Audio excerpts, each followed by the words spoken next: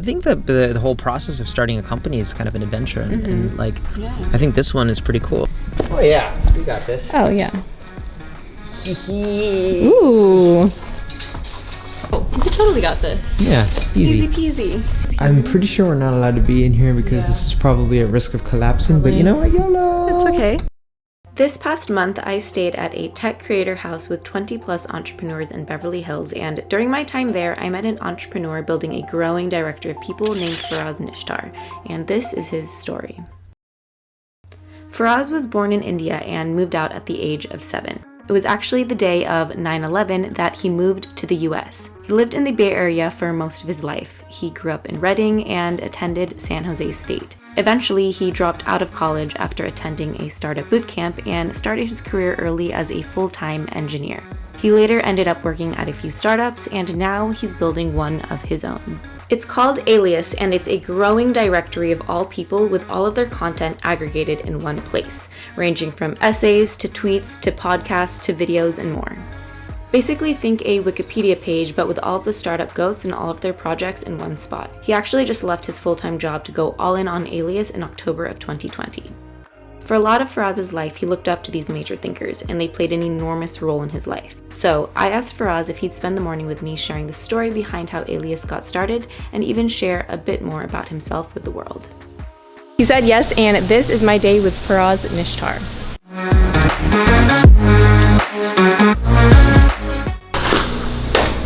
Hey, hello. Okay, so can you tell us a little bit of what Alias is and show us like your workspace? Oh yeah, sure. Everyone meet Johnny. This is Johnny. He's my partner in crime. Yeah, this is where I hack. So I guess a quick background on Alias. Alias is basically a growing directory of people with all of their content in one place. So you can think about it like a CrunchBase plus About Me plus Wikipedia. So you can imagine there's like a profile, you go in, this is one of my favorite people, Brett Victor, he's like this famous computer scientist, but all his essays, tweets, podcasts, and videos are all in one place and it gets automatically indexed. And yeah, that's Alias. And so the plan is to have millions of people on there one day. So. Awesome. What's your working style? Like what gets you most in the zone? Okay, so my go-to is I'll set a timer on my phone for an hour, and I call these power hours. And then I will put a Lane 8 mix on, headphones, and then I'll set goals for like an hour, like what I want to get done in the hour, and that's it. I'll just go as fast as I can, try to get as much done as I can, and then at the hour break, I'll take a break, maybe go walk around, come back, and then do it again, and try to do like 5 to 6 sprints per day. So that's awesome. What's this whiteboard that you got going on here? Basically, you know, we just write down all the shit that we have to do. These are the, our target number of sprints per day. So like this is like each of these boxes represent an hour, and we try to get 5 to 6 done per day. And if we can get 5 to 6 sprints done per day, then we get a lot done. So yeah, I mean, this is sort of ad hoc, something that we started doing while we're at Launch House just because it's super distracting. But yeah. That's awesome. And so you met Johnny at Launch House? Yeah. How's he been helping you with the Alias? He's a goat, you know, he's just a killer. Just gets shit done and keeps me on track. Yeah, he just jumped on and started hacking a little bit, and he's now becoming my manager. Ooh, very we have a love-hate relationship, but I think it's mostly love. How's the experience been for you, Johnny? It's been good. It's been a lot of fun. Me and Faraaz get a lot of shit done, so that's always a good thing. It's just a product I would use. I read a lot of the same stuff that Faraaz does. I'm digesting all this content online, and it just makes it a lot convenient. Yeah. A lot more convenient for me to read this stuff. Yeah. Awesome. You want to head out? All right, let's do it. Let's go.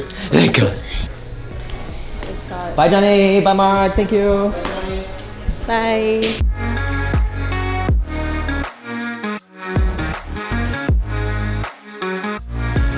How did you come up with the name Alias? Oh man, that was such a brutal process. Like, okay, the project initially was called Wait Who Is, which is a terrible name. Okay. Obviously, like, people couldn't remember it, and when you name something, like, 1, it has to be memorable, 2, it has to pass what's called the bar test. So basically, if you're in a crowded bar and it's super loud and you're like, you know, you say the word, they should be able to spell it on the first try, and they should be able to like quickly like get it. And so anyway, we made like a long spreadsheet full of names, and then alias means like a second name, and so, you know, which is semantically related to the notion of identity. And so I was like, all right, this is the best one, and literally just rebranded to the new name like a couple weeks ago. So. Yeah, no, I like it. Very cool.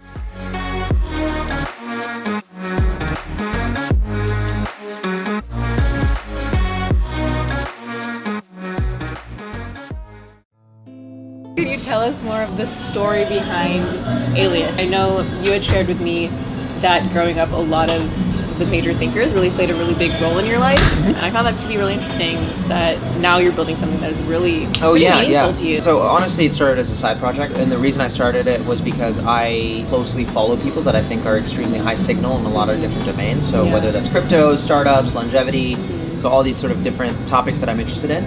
I'll follow individuals and I'll just like absolutely devour their content. And I found that existing mediums don't really do a good job of like showcasing their best stuff, right? Basically what would happen is I'd find somebody new, and then I'd want to quickly answer the question like, who are you and why are you worth paying attention to? People have personal websites, but it's not up to date, and it doesn't necessarily have all their podcasts and the videos and talks that they've done. So all the sort of content was fragmented across a lot of different platforms, right? And so what I really wanted was a single place with a quick bio of who they are and their best work. And so that was it. That was honestly the original inspiration for it. I put together like 20 or so profiles of people that I really liked in the startup space. Paul Cram, Balaji Srinivasan, and Mark Andreessen, all these people. And yeah, launched the site with those people and all their content in one place, and launched it on Twitter and Product Hunt, and you know, went to #1 on Product Hunt and semi-viral on Twitter. Had all those people ended up actually tweeting it out, which brought like a lot of attention, and so it's just been slowly snowballing from there. I feel like all of the major decisions that I've made that have had a non-linear impact on like my entire sort of journey in life, it was like something, one of these people that I really respected or admired, like something that they said somewhere. I'll give you one example of that. One was in senior year of high school, like getting into college. I was an undecided major. I was interested in tech, but like, you know, I didn't know what to study or what I should do. And there was a specific Paul Graham blog post that I came across where it was like something, I don't remember the exact title actually, but it was something like what I would tell my kids if they were in high school today, or something like that. It was some title like that. And there was a specific part in that essay where he was like, you know, if I didn't know what to do, I would optimize to be technical, because if you are technical, you can always go to the non-technical side. But as a non-technical person, it's harder to do the technical stuff. And so it gives you more options in the future, right? And I was like, oh, that makes a lot of sense. And so then I decided to be technical, and I became a software engineer. Yeah, that was like a major decision that I made, and I felt like that paid a lot of dividends. I mean, it gave me, I ended up working for like 2 to 3 years as a full-time software engineer. I dropped out of college for that. And from that, I have a lot of freedom today. I think like, you know, I feel like I'm really well off today, and just because of that one decision. And there's like multiple examples of that happening with a lot of different people. I forgot to mention, the reason I dropped out was because, you know, Peter Thiel was like going on a, I don't know, all-out assault on the you know, college and universities overall, and how they're basically bullshit. And that was another sort of major factor. I actually started thinking about it, and it's like, does it make sense to go spend $80,000 to $100,000 to get a college degree, spend 4 years at an institution, spend $100,000 when you could like do this other thing? I went to a boot camp, like one of the earliest ever programming boot camps. It was like batch number 3, dev boot camp, but like kickstarted the entire space. It cost me a tenth of it, and I was out in 3 months, and I had a full-time engineering job. So that was another major sort of impact from a person that helped me, you know, who was just like, hey, don't do that thing.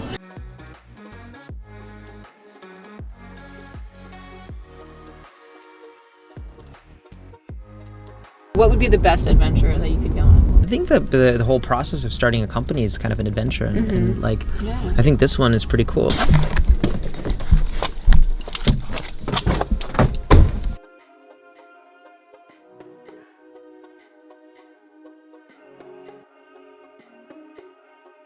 So are you gonna go through the cave? I don't know, but we can try. Okay, we're gonna try. It's probably not gonna work because it seems pretty well fortified. So I think we got this. Oh yeah, we got this. Oh yeah. Ooh. Oh, we totally got this. Yeah, easy. Easy peasy. There we go. Wow, so these are the Bronson Caves. I'm pretty sure we're not allowed to be in here because this is probably at risk of collapsing, but you know what, YOLO! It's okay. What would you say is something that happened in your life that really impacted you? Well, there are a couple of big things that had a non-linear impact on my life. Let's see. One of them is probably when I moved. This one I didn't really have control over, but you know, when I moved from India to here, so I was born in India, moved here when I was 7 years old. That probably had a huge impact. And you know, my family in India is like totally different. Like cousins and stuff are totally different than me. So that's one huge change in my life.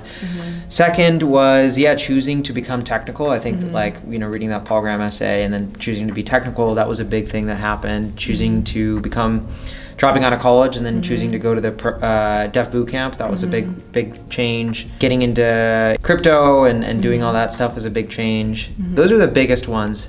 Yeah. What would you say is your motto in life? I can't say it's a motto, but it is a quote that I resonated with. It was like, it was something like, I'm going to paraphrase because I don't remember the exact quote, but it was something like, you can't ever reach perfection, but you can believe in an asymptote which you are ceaselessly striving. What are your biggest fears in life?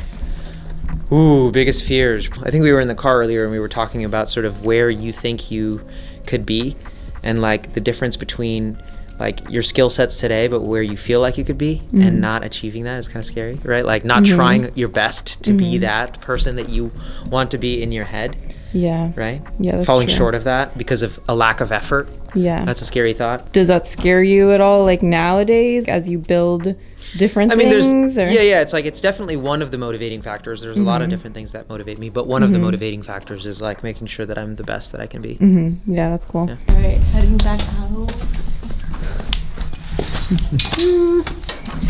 All right. I'm stuck.